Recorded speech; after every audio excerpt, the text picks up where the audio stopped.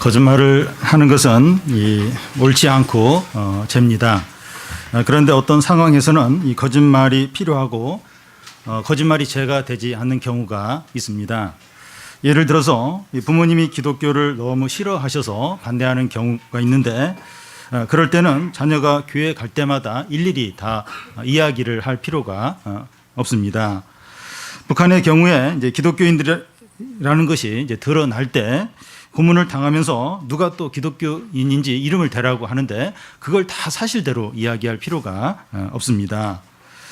우리는 여호수아서를 살펴보면서 이 가나안의 모든 사람들이 다 진멸되기로 정해졌지만 그들 가운데서 구원받는 사람이 있다는 것을 이제 보게 됩니다. 개인적으로는 라합이고 민족적으로는 이 시간에 살펴볼 기드온 족속입니다. 그런데 라합의 경우나 기브온 족속이나 다 거짓말을 했습니다. 그리고 동족이나 이웃 나라를 배반을 해야 했습니다. 그런데 하나님은 라합이나 기드온 족속에 대해서 정죄하지 않으시고 받아주셨습니다.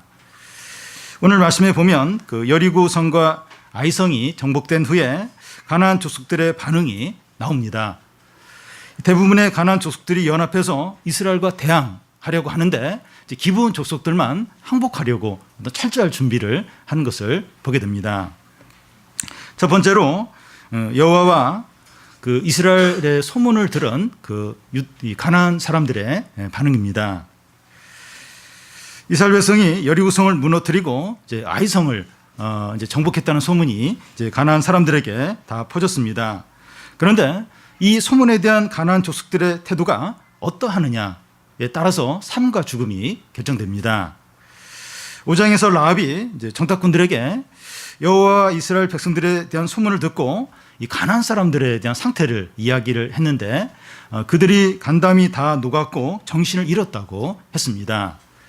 그런데 이 아이성이 정복된 이후에 이 가나안 사람들의 태도를 보면 전과는 다르게 달라진 것을 보게 됩니다. 그러니까 전에는 이 여호와 하나님과 이스라엘 백성들의 소문을 듣고 간담이 다 녹았어요. 너무 두려워 떨었는데 아이성 전투 그 이후에 이 가나안 사람들의 태도를 보면 달라진 것을 이제 보게 됩니다. 1절, 2절을 보면 이 일 후에 여호와 서쪽 산지와 평지와 레바논 앞 대연안에 있는 햇사람과 아모리 사람과 가나안 사람과 브리스 사람과 히윗 사람과 여부스 사람의 모든 왕들이 이 일을 듣고 모여서 일심으로 여호수아와 이스라엘에 맞서서 싸우려 하더라. 산지와 평지와 지중해 연안의 아모리 사람들과 또 가나안, 브리스, 히윗, 여부스 사람들을 이야기하는데 가나안 전체를 말합니다. 가나안 전체 족속들이 이스라엘 백성들에 대한 소문을 듣고 어떻게 이제 반응을 하는가 하면 모여서 일심으로 싸우려고 한다는 겁니다. 여기 일심으로 하는 말은 일치 단결하여 이스라엘 백성에게 대항하는 것을 말합니다. 가나안 족속들은 이 여리고성과 아이성이 개별적으로 이렇게 이스라엘과 싸워서 패했다 이렇게 생각을 이제 합니다. 이제는 가나안 족속들이 연합해서 싸우자는 겁니다. 얼마 전에 아이성 사람들이 이스라엘을 한번 이긴 적이 있지 않느냐. 그래서 이제는 이 가나안 족속들이 다 연합해서 이스라엘과 전쟁을 하면 반드시 이길 수 있다. 이런 생각을 이제 갖는 겁니다. 그런데 이제 그런 분위기에서 이 가나안 족속 중에 한 족속만 이 기브온 족속만 달랐습니다. 3절, 4절을 보면 기브온 주민들이 여호수아가 여리고와 아이에 대한 행한 일을 듣고 꾀를 내어 사신의 모양을 꾸미되 헤어진 전대와 헤어지고 찢어져서 기운 가죽 포도주 부대를 나귀에 싣고 이 여리고성과 아이성의 함락 소식을 듣고 이스라엘 백성들에 대한 이제 그런 태도가 바뀌게 되는데 이 가나안 족속들이 딱 이제 합세를 해가지고 연합적으로 이제 싸우려고 이제 하는 겁니다. 그런데 기브온 족속만 꾀를 내어서 이스라엘과 조약을 맺으려고 합니다. 여러분, 이 요단강이 갈라지고 또 여리고성이 이스라엘 백성의 함성으로 무너지고 또 아이성이 정복되었다는 소문은 복음입니다. 복음. 이제 하나님이 하신 그런 구원의 일이죠. 이 복음입니다. 여러분, 이 복음, 곧 기독교라고 하는 것은 그 객관적인 사실과 역사에 기초를 두고 있습니다. 무슨 말인가 하면 요단강이 갈라지고 여리고성이 무너지고 또 아이성이 함락이 된 것은 가나안 사람들이 다 아는 객관적인 사실이에요. 그리고 또 그것도 과거의 일이기 때문에 역사적인 그런 일입니다. 이 그리스도의 복음, 우리가 복음이라고 할 때 뭔가 하면 하나님의 아들이 사람이 되셔서 이 땅 가운데서 가르치시고 또 이렇게 기적을 일으키시고 사람들의 죄를 위해서 십자가에 죽으시고 3일 만에 다시 부활하신 것이 복음입니다. 방금 이야기한 이런 사실은 그 당시 사람들이 다 알아요. 그리고 세계사 역사책에도 예수 그리스도에 대해 나와 있어요. 예수 그리스도가 또 죽은 것도 나와 있습니다. 그러니까 이 사실은 그 당시 모든 사람들이 아는 객관적인 사실이에요. 그리고 역사입니다. 여러분, 우리가 믿는 이 복음, 기독교는 개인적인 체험이나 어떤 상상력이나 또 어떤 이론이나 또 어떤 사람의 어떤 막연한 어떤 신념을 믿는 것이 아닙니다. 객관적인 사실과 역사에 기초한 하나님의 어떤 행하신 일, 그걸 믿는 게 기독교고 이제 복음입니다. 우리는 이 복음을 믿는다, 기독교를 믿는다 할 때 자꾸 또 체험, 어떤 개인적인 감정, 어떤 느낌, 어떤 막연한 어떤 신념, 이런 걸 생각해요. 그런데 그렇지 않아요. 복음과 기독교는 어떤 객관적인 사실, 역사에 기초한 하나님이 일하신 일, 행하신 일, 이게 복음이고 이게 기독교입니다. 지금 가나안 사람들이 놀래고 막 두려워하는 게 요단강을 가르고 이스라엘 백성들이 건너고 또 막 이렇게 여리고성을 7바퀴 돌고 소리를 질렀는데 여리고성이 무너지고 또 아이성을 크게 이기고 다 하나님이 하신 객관적인 사실이죠. 역사죠. 지금 그걸 이제 거기에 대한 이제 어떤 반응들을 지금 우리가 보고 있는 겁니다. 이 복음에 대한 반응에 따라서 삶과 죽음이 결정됩니다. 이 고린도 후서에 보면 이 복음이 어떤 사람에게는 사망에 이르는 냄새가 되고 어떤 사람에게는 생명에 이르게 하는 냄새가 된다고 말합니다. 이 복음에 항복하고 믿음으로 나오면 구원을 받습니다. 나합이 이 복음에 항복하고 믿음으로 반응해서 구원을 받았습니다. 이제는 기브온 족속이 이런 반응을 보이고 있는 겁니다. 하나님이 행하신 객관적인 어떤 사실, 역사, 그 복음에 대해서 라합이 믿음으로 반응을 한 거예요. 그래서 구원을 받았고 지금 기브온 족속이 그 많은 예수님의, 그러니까 하나님에 대한 어떤 소문을 들었어요. 소문을. 객관적인 사실이죠. 역사죠. 그걸 듣고 지금 믿음으로 반응을 해서 지금 구원을 받으려고 하는 겁니다. 근데 나머지 가나안 족속들은 그 복음을 들었지만 이제 대항해서 싸우려고 해요. 그래서 결국은 이제 우리가 계속 보겠지만 여호수아와 이스라엘 백성들의 칼날에 다 진멸을 당합니다. 그러니까 이 복음을 듣는데 이 복음에 대한 태도에 따라서 삶과 죽음이 결정이 되는 겁니다. 여러분, 우리가 그 예배 시간에 듣는 말씀은 이 가나안 족속들이 들은 여호와에 대한 소문과 같습니다. 객관적인 사실과 역사에 기초한 하나님이 행하신 일, 그걸 우리가 듣고 있습니다. 저의 어떤 신념이나 제가 지난밤에 상상했던 거나 또 어떤 느낌들, 어떤 그런 것, 또 제가 경험한 그런 걸 이야기하는 걸 전하는 게 아니죠. 그게 기독교가 아닙니다. 역사와 이 객관적인 사실 가운데 기초한 하나님의 행하심, 그걸 이제 선포하고 그 하나님의 행하심에 대해서 우리가 반응을 보여야 돼요. 그걸 듣고선 조롱하고 막 무시하고 막 욕을 하면서 대항을 하든지 아니면 거기에 순종하고 항복하든지 우리는 둘 중에 하나의 태도를 취해야 됩니다. 근데 우리는 하나님의 말씀을 듣고도 아무런 반응을 보이지 않을 수 있습니다. 말씀을 듣고도 가만히 있는 거예요. 이 태도는 복음에 대해서 싸우는 겁니까? 아니면 순종하는 겁니까? 부모가 자녀에게 무엇을 하라고 했는데 아무 대답이 없어요. 가만히 있으면 거부하는 겁니까? 순종하는 겁니까? 거부하는 거예요. 마음속으로는 거부했는데 차마 이제 혼날까봐 이제 말을 못하고 있는 겁니다. 하나님의 말씀을 들으면 반응을 해야 됩니다.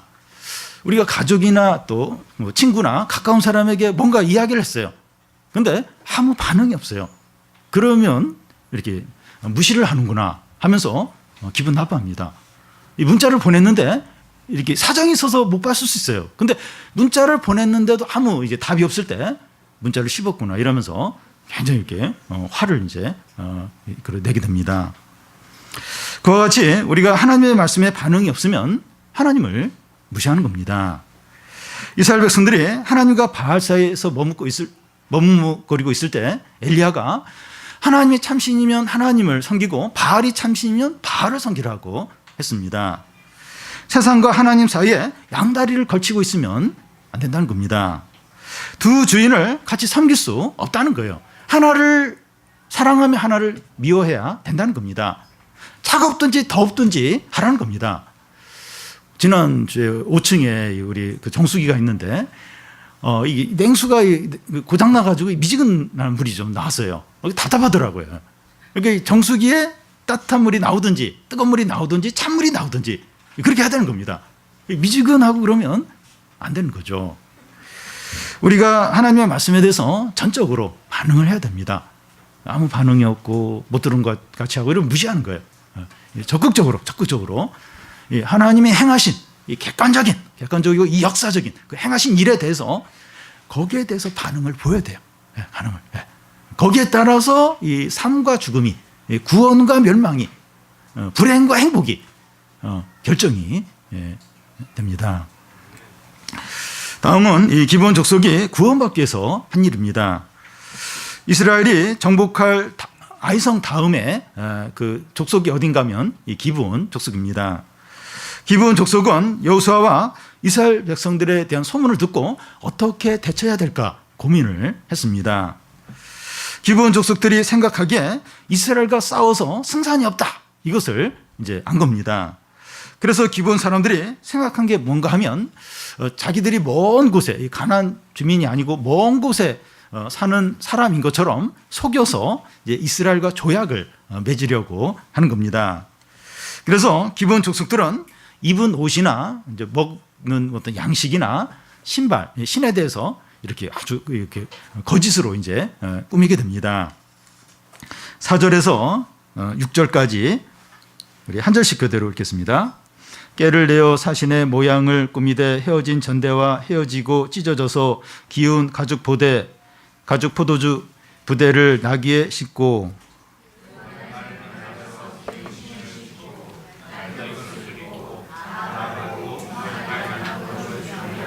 그들이 길갈 진영으로 가서 여호수아에게 이르러 그와 이스라엘 사람들에게 이르되 우리는 먼 나라에서 왔나이다. 이제 우리와 조약을 맺읍시다 하니. 기브온 사람들은 다 떨어진 전대와 또 찢어져 기운 이 가죽 부대, 포도주 가죽 부대를 나귀에 싣고 낡아서 기운 그 신을 신고 낡은 옷을 입고 딱딱해 굳어져서 곰팡이가 난 떡을 가지고 길갈에 있는 이스라엘 백성들에게 찾아옵니다. 기브온 사람들의 모습은 홈리스 피플, 이 노숙자와 비슷합니다. 그들은 먼 나라에서 온 사람들처럼 철저하게 꾸몄습니다. 그들의 겉모습에서는 어떤 의심도 찾아볼 수 없게 잘 이렇게 위장을 했습니다. 그러면서 이스라엘 백성들에게 우리가 먼 나라에서 왔으니 우리가 조약을 맺자고 요구를 하는 겁니다. 왜냐하면 가나안 족속들하고는 조약을 맺으면 안 돼요. 하나님의 말씀에 다 진멸을 하도록 됐기 때문에 우리는 가나안 사람들이 아니라 먼 곳에서 그래서 이렇게 오면서 옷도 다 낡아지고 신도 다 떨어지고 가지고 온 양식도 다 곰팡이가 되고 말랐으니까 우리가 먼 곳에서 왔으니까 우리가 조약을 맺자고 제안하는 겁니다. 그런데 이스라엘 사람들이 기브온 사람들을 볼 때 이상한 게 좀 느껴졌을 겁니다. 상식적으로 볼 때도 먼 나라에서 왔다고 해서 옷이 헤어지고 신이 다 떨어진 신을 신을 수밖에 없는 게 아닙니다. 여벌의 옷을 준비해 오고 신도 이제 새 어떤 신을 여분으로 가져와서 중간에 이제 갈아입고 또 이제 신는 거죠. 그리고 사신이 이렇게 거지 같은 모습으로 오는 것은 상대국에 대한 예의가 아니죠. 무시하는 게 이제 되는 거죠. 국가 사절단의 상식에도 안 맞아요. 뭔가 이제 꾸민 것 같은 그런 게 느껴졌을 겁니다. 그래서 이스라엘 사람들이 하는 말이 뭔가 하면 너희들이 가나안 땅에 거주하는 것 같은데 어떻게 조약을 맺을 수 있냐 묻습니다. 그러자 기브온 사람들은 우리는 당신의 종입니다. 이 동문서답을 합니다. 우리가 뭐 멀리서 그렇지 않다. 우리 멀리서 왔다고 뭐 그렇게 말하든지 그래야 되는데 우리는 당신의 종입니다. 은혜를 베풀어 주세요 하면서 전혀 엉뚱한 대답을 하고 있습니다. 여호수아가 이상하게 여기면서 너희가 누구이며 어디서 왔는지 이제 묻습니다. 9절, 10절을 보면 우리 한 절씩 교대로 읽겠습니다. 그들이 여호수아에게 대답하되 종들은 당신의 하나님 여호와의 이름으로 말미암아 심히 먼 날에서 왔사오니 이는 우리가 그의 소문과 그가 애굽에서 행하신 모든 일을 들으며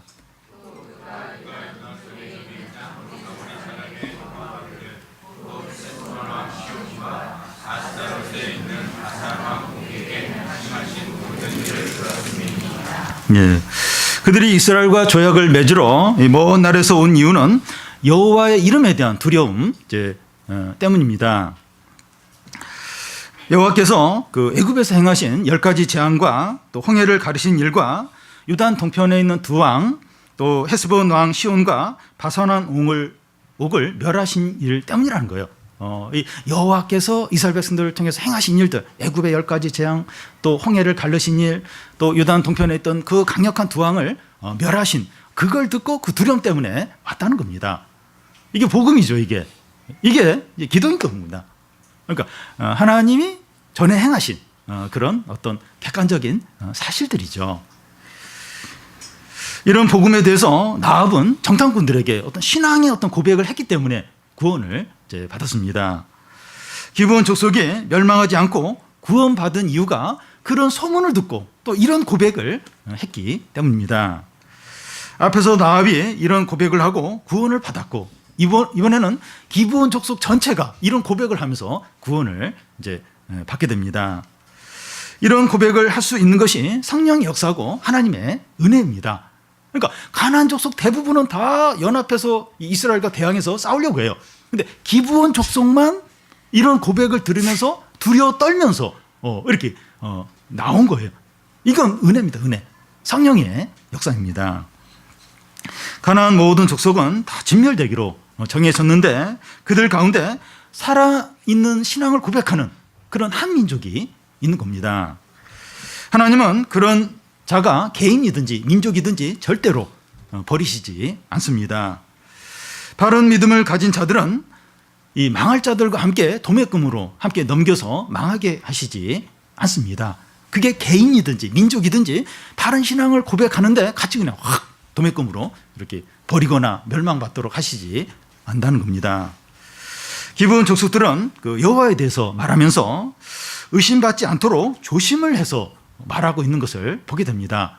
그러니까 우리가 여호와에 대해서 또 소문을 들어서 두려워한다고 하면서 얼마 전에 최근에 있었던 여리고성이 망한 거나 아이성 이야기는 싹 뺍니다. 왜냐하면 그 이야기를 하면 요 근처에 이제 사는 그런 가나안 족속이라는 게 드러나니까 그런 얘기는 싹 빼고 그냥 과거에 먼 애굽에서 있었던 일, 또 홍해 가른 일, 그런 일들만 싹 이야기를 하고 있습니다. 나압의 믿음이 정탐꾼을 숨겨주고 이 동족을 배반한 것으로 표현이 되었다면 기브온 족속들은 어떻게 해서든지 이스라엘과 조약을 맺으려고 한 것으로 그들의 믿음이 이제 나타나고 있습니다. 여러분, 우리는 어떤 면에서 이 기브온 족속과 같은 자들입니다. 우리는 하나님의 진노와 심판 아래 있는 이방인들입니다. 우리는 다 죄로 인하여 멸망할 수밖에 없는 자들이었습니다. 그런데 우리에게 복음이 들렸고 복음을 믿음으로 그리스도 안으로 옮겨진 겁니다. 이런 일은 우리의 노력이나 공로로 된 것이 아니라 은혜로 된 것입니다. 우리가 바로 이제 기브온 족속 똑같아요. 우리 죄로 인해서 교만으로 인해서 불신앙으로 인해서 다 멸망을 할 수밖에 없죠. 그런데 예수님 믿은 그밖에 없는데 용서를 해주시고 그리스도 안으로 옮기시고 영생을 우리에게 주셨습니다. 그러면 우리는 어떻게 살아야 됩니까? 우리가 얼마나 절망적인 상태에서 구원을 받았는지 항상 기억을 하고 겸손하게 믿음으로 살아야 됩니다. 기브온 족속은 이제 조약을 맺은 후에 어떻게 살게 되는가 하면 하나님의 집을 위해서 그냥 끝까지 그냥 죽도록 이제 나무 패고 물기 있고 이제 그런 일을 끝까지 이제 하게 됩니다. 우리들은 멸망해야 되는데 그래도 구원받아서 이렇게 하나님의 집과 또 하나님과 이스라엘 백성들을 이제 섬기면서 살게 됐구나. 그러면서 이제 감사하면서 지내는 겁니다. 우리도 이 자원하는 마음으로 그리스도 안에 제한된 삶을 사는 겁니다. 멸망해야 되는데 심판받아야 되는데 우리를 구원해 줬으니까 그냥 자원하는 마음으로 기꺼이 이렇게 말씀에 또 주님께 제한된 삶을 사는 것이죠. 기쁨으로 또 예배도 드리고 성경도 읽고 기도도 하고 또 죄도 이제 버리는 거죠. 왜냐하면 다 멸망받고 심판받아야 되는데 이렇게 하나님이 구원해 주시고 하나님 자녀 삼아 주시고 또 생명을 주시고 또 은혜를 주셨으니까 그 은혜 안에서 계속 이렇게 머물고 그리고 하나님을 기쁘시게 하려고 하고 제한된 삶을 기쁨으로 이제 살아야 되죠. 그래서 우리가 그걸 잊어버리면 안 돼요. 우리가 기브온 족속 같은 사람들이었는데 이걸 잊어버리면 안 됩니다. 마지막으로 여호수아와 이 장로들의 경솔함입니다. 여호수아 장로들은 그 기브온 족속들의 모습이나 하는 말이나 신앙 고백을 보면 의심할 게 없다고 여겼습니다. 그리고 그들은 자기들이 이제 종이라고 하면서 이제 이렇게 나오니까 또 너무 이제 겸손하게 이스라엘 앞에 이제 나온 거죠. 그러니까 이제 그걸 이제 쉽게 이제 받아들였습니다. 여호수아 장로들은 기브온 족속들의 모습과 하는 말을 그대로 다 믿어버렸습니다. 그들이 하는 말을 들으면서 우쭐해지기까지 했습니다. 당신들의 하나님, 위대함을 이야기하니까 약간 우쭐해지는 거예요. 그래서 의심 없이 그냥 이 기브온 족속들을 받아들이고 조약을 이제 맺습니다. 14절, 15절을 보면 우리가 그들의 양식을 취하고는 어떻게 할지 여호와께 묻지 아니하고 여호수아가 곧 그들과 화친하여 그들을 살리리라는 조약을 맺고 회중 족장들이 그들에게 맹세하였더라.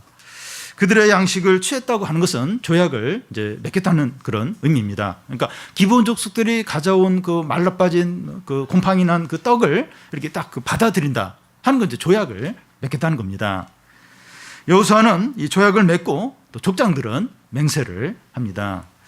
이 조약은 이스라엘이 이제 기브온을 해치지 않겠다. 그리고 기브온이 다른 나라의 공격을 받으면 보호해 주겠다. 이걸 이제 여호와 이름으로 맹세를 하는 겁니다. 다음 주에 살펴보겠지만 이 기브온이 이제 가나안에 사는 사람이라는 게 밝혀져요. 그래서 다들 이제 당황을 이제 하고 백성들은 족장들에게 크게 이제 불평을 이제 하게 됩니다. 그런데 이런 과정에서 여호수아와 장로들의 문제가 뭡니까? 이 14절을 보면 어떻게 할지 여호와께 묻지 않은 겁니다. 가나안의 모든 족속을 멸하라고 하셨는데 이 사람들이 이 가나안 사람들일 수 있다는 의심이 있음에도 불구하고 하나님의 말씀을 가볍게 여겼던 겁니다. 조금 더 이게 신중하게 했어야 됐는데 그냥 너무 이제 경솔하게 이제 한 겁니다. 여호수아는 중대한 실수를 했습니다. 만약에 이 기브온 족속들이 믿음으로 하지 않고 그냥 속이기만 해서 이렇게 이스라엘과 이렇게 조약을 맺었다면 앞으로 이제 두고두고 이제 이스라엘 백성들은 암덩어리처럼 기브온 족속을 달고 다니면서 계속 이제 고통을 이제 겪어야 했을 겁니다. 그러니까 기브온 족속이 전혀 이렇게 믿음도 없이 속여서만 이렇게 만약 했고 또 이스라엘이 거기 넘어갔다면 두고두고 그냥 이렇게 골칫덩어리, 암덩어리처럼 달고 다녀야 했을 겁니다. 우리는 어떤 결정이나 선택을 할 때 눈에 보이는 것과 또 사람들이 하는 말에 흠잡을 것이 없으면 쉽게 믿는 경향이 있습니다. 특히 우리를 지켜 세우면서 칭찬을 해줄 때 기분이 이제 좋아지면서 쉽게 이제 승낙을 하기가 쉽습니다. 그런데 이 문제가 사소한 것이라면 상관이 없지만 중대한 문제일 때는 심각한 결과가 이제 초래합니다. 큰 돈이 오고 가거나 중요한 어떤 진로 문제이거나 또 결혼 문제거나 신앙에 큰 영향을 주는 문제라면 심각해져요. 아주 문제가 커져버립니다. 그래서 중요한 문제라면 충분히 기도하고 말씀을 통해서 확인을 하고 자기보다 성숙한 부가 상담하는 것이 필요합니다. 중요한 문제일수록 서두르지 않는 게 지혜입니다. 여호수아 장로들은 이 기브온과 조약을 맺는 것을 하나님께 묻지 않고 했습니다. 중대한 실수를 한 것입니다. 그런데 하나님은 이스라엘과 기브온과 맺은 조약을 무효로 하지 않았습니다. 여기서 참 이제 이게 놀라운데, 분명히 하나님께 묻지도 않고 실수를 한 거죠. 어떻게 보면 죄를 진 겁니다. 근데 하나님은 그것을 무효다, 너희들이 기브온 족속과 조약을 무효다, 그렇게 하지 않았습니다. 기브온이 거짓말을 한 것도 문제 삼지 않았습니다. 오히려 여호수아와 장로들의 실수를 통해서 기브온 족속을 구원합니다. 모든 것이 협력하여 선을 이루는 겁니다. 이런 일이 얼마나 많은지 몰라요. 분명히 실수. 죄인데도 그걸 통해서 이렇게 또 하나님의 뜻을 이제 이루십니다. 예. 다윗이 이제 밧세바 범죄했을 때도 그 밧세바로 태어난 그 솔로몬을 통해서 또 이제 하나님이 또 이 뜻을 이루시는 이제 그런 걸 볼 수 있는데, 실수한 건데, 죄를 진 건데, 이걸 통해서 또 하나님의 뜻을 이루십니다. 여러분, 우리는 아무도 완벽할 수 없습니다. 약점이 있고 실수하고 넘어지기도 합니다. 그런데 우리는 최선을 다하고 믿음으로 하지만 실수하는 것에 대해서 하나님께 맡기는 겁니다. 우리는 너무 실수가 많아요. 약점이 많습니다. 우리는 자기 중심적으로 이제 생각할 때가 이제 많은데, 내가 잘못하면 모든 일이 다 망쳐지는 것으로 그렇게 생각을 할 때가 있습니다. 그러니까 내 중심적으로 내가 실수하고 내가 잘못하면 모든 게 다 끝난다. 또 하나님의 일을 하면서도 이제 그런 생각을 할 때가 있어요. 물론 이제 우리가 실수하고 죄를 지으면 영향이 있죠. 안 좋은 영향이 있을 겁니다. 근데 내가 실수하고 내가 잘못하면 모든 게 다 끝난다. 모든 게 다 이제 망가진다. 이제 그렇게 생각할 때가 많습니다. 그런데 오히려 우리의 부족함을 통해서 하나님 일하시는 기회가 될 때가 있습니다. 이 구데기 무서워서 못 담그냐, 이제 어른들이 이제 이런 말씀을 하시는데, 우리의 부족과 약점이 두려워서 해야 할 일을 못하거나 주저하는 일이 없어야 됩니다. 나는 이런 잘못이 있고 이런 실수가 있고 이런 약점이 있는데 내가 이렇게 이런 일을 할 수가 있을까? 또 이런 중요한 일을 내가 감당할 수 있을까? 그러면서 너무 이렇게 지나치게 막 두려워하거나 또 이렇게 염려하지 않도록 해야 됩니다. 내가 부족하기 때문에 약한 사람이 인정받는 기회가 돼요. 그러니까 항상 내 중심으로 내가 이제 다 이걸 해야 되는데 내가 실수를 했어요. 내가 못했어요. 그러면서 나보다 어떤 약한 사람이 그 기회를 통해서 인정받고 또 그 사람이 또 이렇게 세워지는 그런 기회가 될 때가 얼마나 많은지 모릅니다. 인간적으로는 질투심이 생길 수 있죠. 근데 하나님 나라 입장에서 보면 그게 유익한 거예요. 그 사람도 이제 이렇게 인정을 받고 또 그 사람도 세워지는 그런 필요가 있는 것이죠. 또 그런 기회를 통해서 또 하나님의 일을 하신다는 겁니다. 그래서 우리가 너무 내 중심적, 나의 약점과 부족과 내가 전에 실패한 거, 그래서 이렇게 믿음으로 해야 되는데 자꾸 주저하고 또 이렇게 막 뒤로 빼고 너무 그렇게 하지 않도록, 내가 좀 부족하지만 이렇게 하는 게 좀 하나님의 뜻이다. 내가 더 해야 된다. 그럴 때는 이 결과가 너무 염려하지 말고 하는 겁니다. 하면 또 다른 사람이 그 부분을 또 도와줄 수도 있고 또 하나님이 일하시는 그런 기회가 된다는 겁니다. 우리가 믿음으로 행할 때 하나님은 모든 것을 아름답게 유익하게 하십니다. 여러분, 똑같은 상황에서 누가 구원을 받고 멸망하느냐 하는 것은 하나님의 말씀에 대한 반응이 어떠냐 하는 것에 따라서 결정이 됩니다. 하나님의 말씀에 중립은 불가능합니다. 그냥 중립은 불가능해요. 그럴 수가 없어요. 이 무반응은 하나님을 무시하는 겁니다. 이것도 큰 죄예요. 말씀을 들었는데도 아무 반응을 안 해요. 하나님 무시하는 겁니다. 우리는 하나님이 행하신 이 객관적이고 역사에 기초한 하나님이 행하신 이 놀라운 일에 대해서 반응을 어떻게 안 할 수가 있겠습니까? 무시한다는 건 아주 교만한 거죠. 반응이 없다는 건 교만한 겁니다. 여기에 전적으로 믿음으로 반응을 해야 됩니다. 어떤 상상이나 개인 체험이나 어떤 신념이나 어떤 철학에 반응을 하는 거예요. 그걸 믿는 게 아닙니다. 놀랍게 행하신, 죽음에서 다시 부활하신 객관적인 사실이에요. 역사입니다. 하나님이 행하신 일이에요. 거기에 반응을 보여야 돼요. 거기에 믿음으로 반응을 보여야 됩니다. 그 반응에 우리의 구원이 달려있고 행복이 달려있고 진정한 축복이 거기에 달려 있는 겁니다. 그걸 무시하고 거기에 대해서 조롱하고 그러면 멸망하는 거예요. 이 저주를 받는 겁니다. 불행한 삶을 살게 되는 겁니다. 기브온 족속을 뺀 나머지 모든 가나안 족속들은 다 그 하나님의 행하신 놀라운 그 일을 들으면서 대항해서 다 싸우려고 다 진멸을 당했습니다. 근데 기브온 족속은 그 놀라운 일을 들었을 때 전적으로 어떻게 하면 구원을 받을 수 있을까? 그러면서 겸손하게 어떻게 쓰는지 이렇게 살려고 조약을 맺으려고 하고 믿음으로 나왔죠. 그러니까 이 기브온 족속만 구원을 받은 겁니다. 개인적으로는 나합이 여리고성에서 나합이 구원을 받았습니다. 우리 모두는 이 기브온 족속 사람들처럼 절망적인 처지에 있던 자들입니다. 다 멸망받을 수밖에 없었는데 하나님의 은혜로 구원을 받은 것이죠. 그렇죠. 다 멸망받고 심판받을 수밖에 없는데 은혜로 구원을 받았고 지금 이 자리에 있는 겁니다. 어떻게 살아야 됩니까? 항상 겸손하고 감사하며 그리스도 안에서 제한된 삶을 살아야 됩니다. 딱 은혜를 경험한 사람은 딱 제한된 삶을 살아갑니다. 일본의 어떤 의사는 90세, 거의 90세가 넘었는데도 계속해서 글을 쓰고 참 이렇게 강의 다니고 사람들 위해서 계속 봉사하는 삶을 살아요. 그분이 이제 어떤 60세 정도 있을 때 어떤 경험을 했는가 하면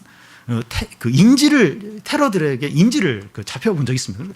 죽을 고비를 넘기고 나서 그래서 이 사람의 인생이 확 바뀌게 됩니다. 그래서 나머지 생은 내가 다른 사람에게 봉사하고 섬기는 그런 인생을 살아야겠다 하면서 그 나머지 인생을 그렇게 살게 되는데 우리가 이제 그런 경험을, 그런 은혜를 다 경험을 한 자들이죠. 멸망하고 심판받고 버림받을 수밖에 없는데 은혜로 하나님의 자녀가 됐고 또 믿음을 갖게 됐고 하나님을 알게 됐고 그러면 이 그리스도 안에서 제한된 삶을 살아야 되죠. 그리고 감사하면서 겸손하게 살아야 됩니다. 기쁨으로 예배 드리고 성경 읽고 봉사하고 죄를 버리는 겁니다. 기쁨으로 자원함으로 하는 겁니다. 우리의 실수와 약점을 통해서 하나님의 선하신 뜻이 이루어지는 것을 보면서 담대하게 믿음으로 사는 성도들이 다 되시기를 바랍니다.